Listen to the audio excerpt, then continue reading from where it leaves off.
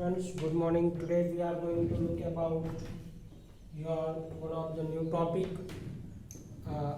The topic title is Transformation 3.3. Up to now, dear student, we have seen the transformation, which is biggest topic in your English grammar. That is transformation, in which we have seen what is transformation, right? How to transform from one kind of sentence to another kind of sentence without changing its meaning.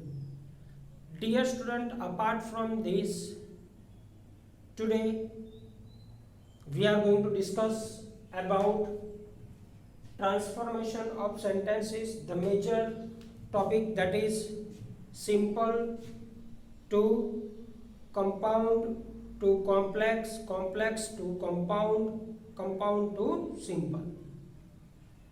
In this transformation topic, dear student, 3.1, 3.2, in both we have seen what is kind of simple sentences, complex sentences and compound sentences. Dear student, we have also discussed about how it should be, or it has certain rules and regulation to convert each other by adding certain types of conjunctions. That is what we have seen up to now. If you don't have seen, then you must see those videos first. Until and unless you are not having the sight of that video, you will not be able to understand what is here therein on the green board that I would like to explain you. Dear student, to convert simple sentences into complex, complex into compound, we must understand the clause, which is a part of statement, we can say. सबसे पहला, you may have question in your mind कि sir, what does it mean by clause? Clause का मतलब क्या होता है? Dear student, clause, I have written the definition on the board, and let's learn it. What is clause and how it is operated in the construction of simple sentences, complex sentences and compound sentences. Dear student, the definition of clauses is saying that the clause की जो definition है वो हमें कह रही है that a group of word, it is a group of word. What is clause? Dear student, the clause is group of word. एक, दो, तीन, चार, एक से ज्यादा जब वर्ड इकट्ठा होता है, it is consider as an clause. कोई भी हो, तीन चार वर्ड्स एक साथ मिलते हैं, तब it is known as clause. उसको हम क्लॉज बोलते हैं. Now the secondary thing, it has subject and predicate. It has subject and predicate. A clause has a subject यानी कर्ता, a doer of a statement of an action, and a predicate. Predicate, dear student, we have seen already in the topic sentences. When I was teaching a sentences to you people, I have explained you very well that any sentence has two main parts, that is subject and predicate. And predicate contains three more things: helping verb, verb and object. That is considered as an predicate. Now the third thing, it has complete meaning. It has complete meaning. कोई भी clause उठा लो, वो meaningfully placed होते हैं words, meaningfully placed होते हैं. मतलब तीन चार वर्ड्स का ग्रुप है, सही है सर, समझ में आ गया. लेकिन वे वर्ड्स सेंटेंस के अंदर इस तरह से प्लेस किए गए हैं जिसका खुद का एक मीनिंग निकल के आता हो. मतलब there isn't any group of word exist that doesn't have a meaning, that is considered as a clause. So dear student, ये तीनों चीजें आपको याद रखनी है एक क्लॉज को समझने के लिए, right? One more time I am revising the definition of a clause. Sir, what is a clause? Clause, it is a group of words, number one. It has a subject and predicate, number two. And it has its own particular meaning, or we can say complete meaning. इसका खुद का एक meaning है जो कि पूर्ण है, उसमें से हमें कुछ जानने को मिलता है. Clear? Now, let's have an example so that you can get it very easily. यहाँ पे ध्यान दीजिएगा, ठीक है?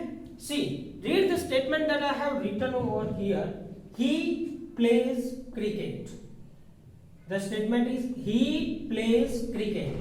So this is a group of word. Is this a group of word? Yes or no? Yes, sir. It is a group of word. For example, here he plays cricket. We have three different. He plays cricket. So in this group of word we have he plays cricket. Three different words. He as a pronoun, play as a verb and cricket as a object. ठीक है, 3 words. The secondary thing is it has a subject and predicate as per the definition, dear student. तो he is considered as a subject. ये हमारा subject है. Sir, what does it mean by subject? Subject that means doer. क्या बोलते हैं हम उसको? Doer. Doer का मतलब होता है जो क्रिया करता है वो, जो क्रिया करता है वो. Yes. Then a predicate. Predicate मैंने अभी आपको definition समझाई. Predicate contains verb plus object. जब वर्ब और ऑब्जेक्ट दोनों मिलते हैं तब it is considered as an predicate. Okay dear student, समझ में आया ये चीज? Now in this statement all the 3 condition to become a clause is satisfied. ये तीनों की तीनों कंडीशन, एक तो ग्रुप ऑफ वर्ड होना चाहिए नंबर 1, दूसरा सब्जेक्ट एंड प्रेडिकेट होना चाहिए नंबर 2, एंड कंप्लीट मीनिंग होना चाहिए नंबर 3. ही प्लेज क्रिकेट, वो क्रिकेट खेलता है. ठीक है ना, एक पर्टिकुलर मीनिंग निकल के आता है. तो तीनों की तीनों condition as per the definition of clause is satisfied in this statement and hence it is considered as an clause. Hence it is considered as an clause. जब तीनों की तीनों definition of clause की कंडीशन यहाँ इस statement में set होती है, मैच होती है, तो हम उसको clause कहेंगे. Now dear student, we have one more question, or you may have a question in your mind कि sir do we have a type of clauses or so something? ऐसा कुछ है clauses का type वगैरह? Yes dear student. Basically we have 2 types of clauses. Basically we have 2 types of clauses.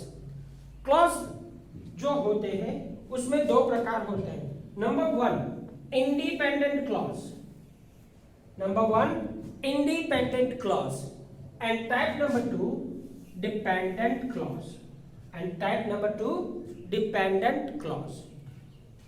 Independent clause can be known as main clause, right? You can say independent clause as a main clause or main clause as independent clause, right? It is a similar word we can say. And it is dependent clause, or we can say subordinate clause. Subordinate clause. यानी कुल मिला के there are 2 types of clauses. Dependent होता है और एक independent होता है. ठीक है, done. Now let's talk about the word independent. आपके दिमाग में क्वेश्चन आएगा कि sir what does it mean by independent sentence. Independent sentence का मतलब क्या होता है? Independent clauses means it is a complete sentence within. Number 1 क्या याद रखोगे? What does it mean by independent clause? Independent clause का मतलब क्या होता है? तो ऐसा एक वाक्य जिसका खुद का एक कंप्लीट मीनिंग होता है। Number 2, it doesn't need any other clause to complete its meaning। उसके मीनिंग को कंप्लीट करने के लिए उसको दूसरे कोई सपोर्टिव स्टेटमेंट की जरूरत नहीं होती। मतलब if I have a statement, एक मेरे पास स्टेटमेंट है, for example he plays cricket, वो क्रिकेट खेल रहा है ना, तो ये कंप्लीट स्टेटमेंट है। इसमें मुझे ना ही दूसरे कोई वर्ड की जरूरत है, आर यू गेटिंग? ना ही कोई दूसरे ऐसे ग्रुप ऑफ वर्ड्स की जरूरत है जो मेरे मीनिंग को कंप्लीट करे। मुझे इसी स्टेटमेंट में अपना मीनिंग पूरा का पूरा मिल जाता है। चलो फॉर एग्जांपल इंडिपेंडेंट क्लॉज का एक एग्जांपल ले लेते हैं। यू मे सिट, आप बैठ सकते हो। डियर स्टूडेंट, जैसे ही मैं ये स्टेटमेंट आप लोगों को बोलता हूं कि यू मे सिट, तो क्या आपको पूरा का पूरा मीनिंग समझ में आ जाता है? यस, आप बोलोगे हाँ सर आता है। यू मे सीट, आप बैठ सकते हो, बात खत्म हो गई, कंप्लीट है। अब यू मे सीट के अंदर इंडिपेंडेंट क्लॉज की डेफिनेशन में क्या था? एक तो इसका सब्जेक्ट और प्रेडिकेट होता है, नंबर 1। नंबर 2, अपना खुद का एक मीनिंग होता है। तो देख लेते हैं। यू मे सीट, ये पूरा का पूरा स्टेटमेंट है, उसमें एक सब्जेक्ट है यू। मे सीट में ये जो सीट है वो हमारा वर्ब है, ठीक है, और इसका एक कंप्लीट मीनिंग भी निकलता है। तो yes sir, the 3 condition of independent clause which is mentioned in this definition is satisfied by this example, so it is considered as an main clause और इंडिपेंडेंट क्लॉज। डियर स्टूडेंट, अगर आप इसको ध्यान से नहीं सुनोगे और नहीं समझोगे, you will lost and you will ask me the question in WhatsApp. So dear, it is better to get ready for this right now. समझो ध्यान से definition, what the definition want to tell us, ठीक है? Now we have second type of clause, that is dependent clause। दूसरे प्रकार का clause हमारा क्या था? dependent clause। अब डिपेंडेंट क्लॉज का मतलब क्या होता है? अब सुनो, डिपेंडेंट शब्द का मीनिंग ही क्या होता है? दैट इज किसी चीज पे आधार रखना। यस और नो? डिपेंडेंट का मतलब क्या होता है? For example this Chowk is dependent on me, तो ये चौक इस पे डिपेंडेंट है। जब तक ये नहीं मिलेगा तब तक इसका कोई मीनिंग नहीं बचता है। दैट इज कॉल्ड डिपेंडेंट, ठीक है? अब डिपेंडेंट क्लॉज का मतलब क्या होता है? सबसे पहले it has subject and a verb. सबसे पहले डिपेंडेंट क्लॉज के अंदर भी एक सब्जेक्ट और एक वर्ब होता है। As you can see over here, wherever you like, तो इसमें ये you वर्ड है, ये मेरा सब्जेक्ट है। यस सर, सब्जेक्ट है। like it is my verb, यहाँ पे जो like है वो मेरा वर्ब है। हाँ सर, तो ये पहला हो गया।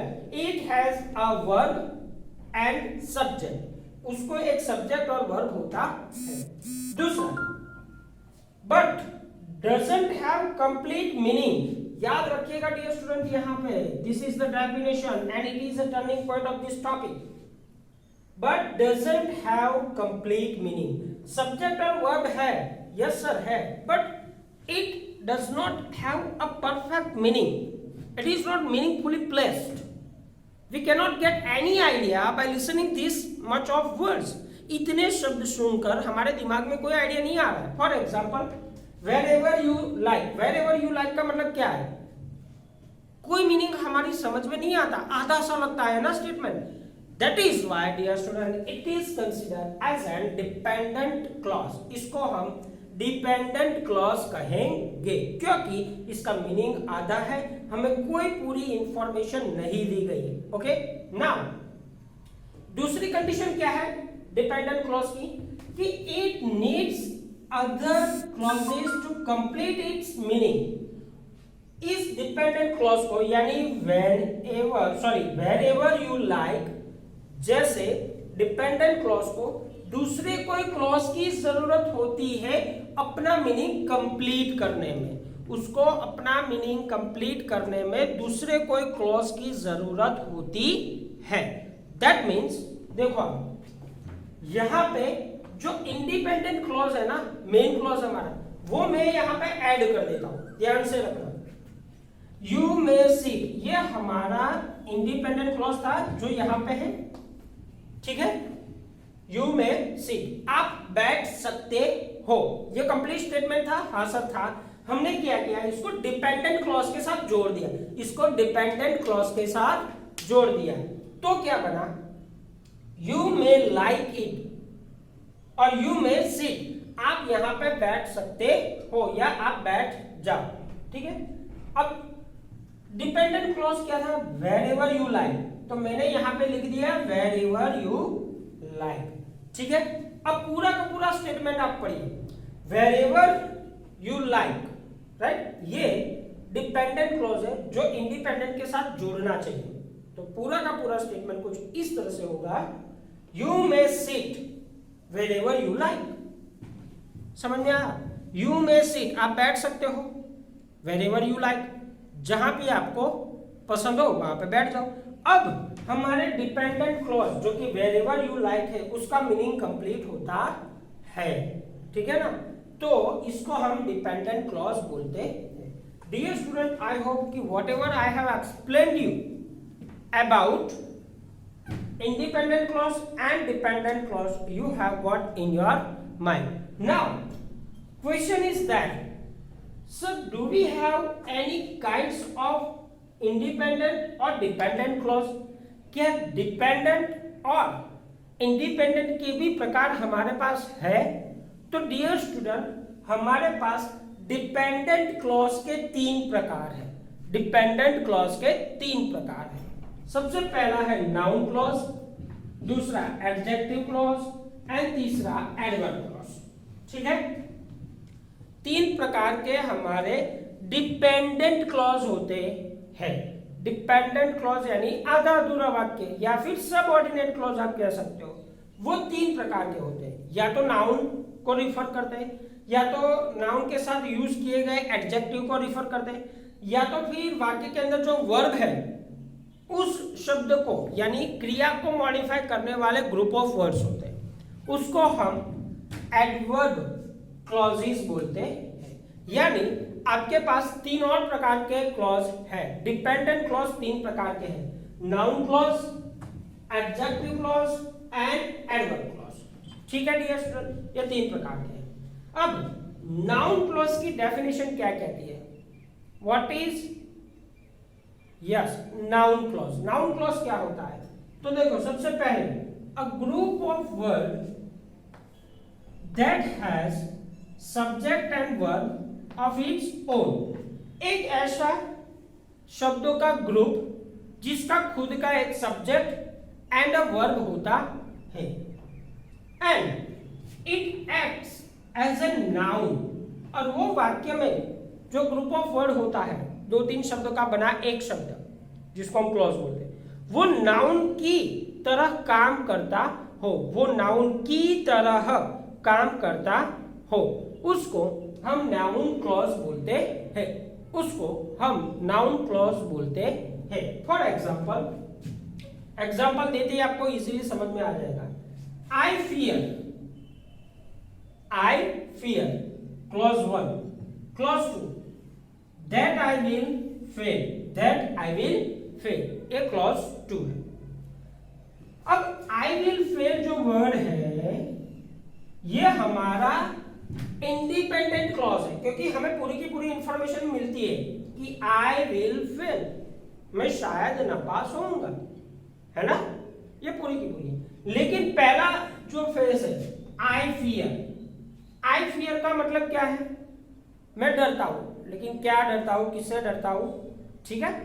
अब नाउन क्लॉज कैसे कहते हैं इसको, सर ये स्टेटमेंट समझ में आ गया कि I fear that I will fail, मुझे डर है कि मैं नापास होऊंगा, तो इसमें नाउन क्लॉज कहां पे बनता है। अब देखो सबसे पहले यहां पे ध्यान रखिएगा कि आई विल फेल, ये क्लॉज है, जी हाँ है। लेकिन सेंटेंस के हिसाब से ये मेरी सब्जेक्ट प्लेस है। कौन सी प्लेस है? Subject place. ये मेरी वर्ब प्लेस है और फेल होना ये मेरा ऑब्जेक्ट है। फेल होना ऑब्जेक्ट, ये वर्ब प्लेस और ये सब्जेक्ट प्लेस। अब सब्जेक्ट प्लेस में आई फियर लिखा है। आई फियर, समझना, सिर्फ आई नहीं लिखा है, आई फियर। तो ये काम तो नाउन की तरह ही करेंगे ना। आई फियर भले ग्रुप ऑफ वर्ड है, ग्रुप ऑफ वर्ड है, दो शब्द है, लेकिन काम तो वे नाउन की तरह ही करते हैं। अब आई विल फेल होना मतलब डर से बिलोंग करता है, तो ये हमारे ऑब्जेक्ट को सब्जेक्ट के साथ जोड़ता है। एंड ये पूरा का पूरा statement that I will fail consider as an object. ठीक है, कंसिडर एज एन ऑब्जेक्ट। अब वो ऑब्जेक्ट स्टेटमेंट का जो वर्ब है फियर, ये वर्ब है, आई नाउन है, फियर को बिलोंग करता है। फियर किस बात की है? फेल होने की। फियर किस बात की है? फेल होने की। ठीक है, ओके। दूसरा स्टेटमेंट लेते हैं, शायद इसमें आप लोगों में अभी भी थोड़ा कंफ्यूजन बचा हो। Second example, that you have come pleases me. That you have come pleases me मतलब यहां पे यू हैव कम ये मेरा एक क्लॉज है। अब ये जो पूरा का पूरा क्लॉज है यू हैव कम, ये पूरा का पूरा सब्जेक्ट की तरह काम करता है, क्योंकि यहाँ पे पर्टिकुलर सब्जेक्ट आपको यू दिया गया है। तो यू हैव कम एक सब्जेक्ट की तरह काम करता है। सब्जेक्ट यानी नाउन हम कंसीडर करेंगे, किसी का नाम ही तो होता है।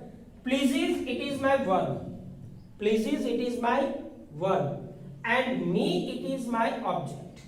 Me it is my object. Pleases is my verb.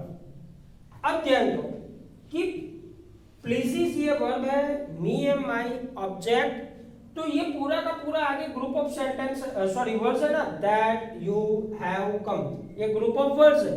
तो it is acting as a noun in the statement, ये पूरा का पूरा acting as a noun in the statement. That is why it is considered as an noun clause. Now let's talk about adjective clause. अब हम adjective clause की बात करते हैं। Adjective clause क्या है? कि group of word that has subject and verb, ऐसे group of word कि जिसके subject और verb है, ठीक है ना, and acted as an adjective, वो एज एन एडजेक्टिव एक्ट करते हैं। एडजेक्टिव का मतलब क्या होता है? हाँ डियर स्टूडेंट, वो विशेषण होता है, राइट। विशेषण यानी आप जहां पे वाक्य के अंदर जो नाउन है उसको मॉडिफाई करते हुए कुछ वर्ड्स वहां पे लिखे हो तो उसको हम एडजेक्टिव बोलते हैं, ठीक है। यानी वाक्य विशेषण आप कह सकते। चलो देखते, सबसे पहले the umbrella. The umbrella it is a kind of noun, ये नाउन का प्रकार है। Which has a broken handle, कि जिसका हैंडल टूटा है। द अम्ब्रेला यानी एक नाउन है, ठीक है, लेकिन अम्ब्रेला कैसी है? Which has a broken handle, जिसका हैंडल टूटा हुआ है। तो ये अम्ब्रेला जो नाउन है उसके मीनिंग में कोई एडिशन होता है? हाँ सर होता है, क्योंकि कैसी अम्ब्रेला है? हैंडल की टूटी हुई है अम्ब्रेला है। तो ये एडजेक्टिव हुआ। किसी नाउन को मॉडिफाई करने वाला शब्द अगर वाक्य में है, किसी भी नाउन को मॉडिफाई करने वाला अगर शब्द वाक्य में है, then it is considered as an adjective. It is considered as an adjective. तो यहाँ पे which has broken handle, ये हमारे अम्ब्रेला के लिए यानी कि नाउन के लिए यूज हुआ है। That is why this group of word can be considered as an adjective clause. इसी को हम adjective clause बोलेंगे। दूसरा, he met a girl, he met a girl। यहाँ पे ये गर्ल यानी लड़की एक नाउन है, वो एक लड़की को मिला। he met a girl, girl यानी एक लड़की, नाउन। कैसी लड़की? अब इसी नाउन के अंदर एडिशन हुआ कि whose eyes were blue, जिसकी आंखें भूरी है या मतलब नीली है। समझ में आ रहा? नीली आंखें। तो यहाँ पे इस गर्ल यानी नाउन को मॉडिफाइड करते हुए ग्रुप ऑफ वर्ड्स दिए गए। whose eyes were blue, जिसकी आंखें नीली है। तो ये ग्रुप ऑफ वर्ड बना, 1 2 3, एक से ज्यादा वर्ड से ग्रुप ऑफ वर्ड बना, और वो किसको बिलोंग करता है? गर्ल को, इस नाउन को मॉडिफाई करता है इसके मीनिंग को। लड़की से तो मिला, लेकिन कैसे? जिसकी आंखें नीली है। तो that is considered as an adjective clause. उसी को हम एडजेक्टिव क्लॉज बोलेंगे, यही हमारा एडजेक्टिव क्लॉज है। Now what is adverb clause? Adverb clause क्या है? तो group of words that act as an verb. Group of word that act as an verb, ऐसे शब्द जो वर्ब की तरह काम करते हो। राइट? देखो यहां पे ध्यान दो, एग्जांपल पे ध्यान दोगे आपको मालूम पड़ जाएगा। They rested when the evening came. They rested, उन्होंने आराम किया।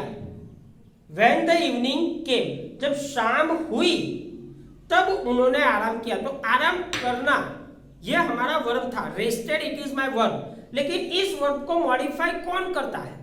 कौन से ग्रुप ऑफ वर्ड्स है इस एग्जांपल में जो हमारे स्टेटमेंट को मॉडिफाई करते हैं? तो सर ऐसे तो यही शब्द है कि when the evening came, जब शाम आई तब उन्होंने आराम किया। आराम किया, ठीक है, आई एक्सेप्ट, ये मेरा पूरा का पूरा क्लॉज है, समझ में आया। लेकिन रेस्ट कब किया? यानी वर्ब में एडिशन हुआ। इसमें नाउन में एडिशन होता था, एडजेक्टिव में गर्ल, राइट, या फिर अम्ब्रेला, इसमें एडिशन होते थे। लेकिन अब यहाँ पे रेस्टेड, कब रेस्ट किया? कब? When the evening came, जब शाम आई तब आराम किया। तो यहाँ पे वर्ब के बाद के जितने भी शब्द हैं, when the evening came, ये सारे के सारे group of word consider as an adverb clause, उसको ही हम एडवर्ब क्लॉज बोलते हैं। चलो एक और example, I will give you map, मैं तुम्हें एक मैप यानी मानचित्र दूंगा। I will give you a map, मैं तुम्हें एक मानचित्र दूंगा।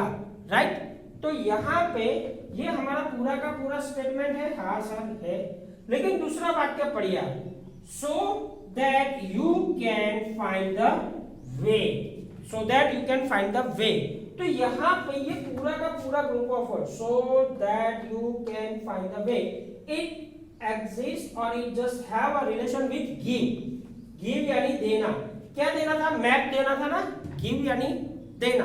तो इसी को ये बिलोंग करता है, that is why it is considered as an adverb clause। I hope dear students, whatever I have taught you right now, you might have in your mind। just keep it quiet, keep revision of it so that you can have a basic idea, because जब तक ये clear नहीं होगा तब तक आपको आगे का जो स्टेटमेंट ट्रांसफॉर्मेशन है, complex to simple, simple to compound, you want get it easily. So इसको पहले ध्यान से पढ़ लीजिए, अपने आप से दो चार स्टेटमेंट्स बुक में से निकाल के खोजे, लिखे 2-4 statement, so that you can have a better practice. Okay, stay home, stay safe, thank you very much.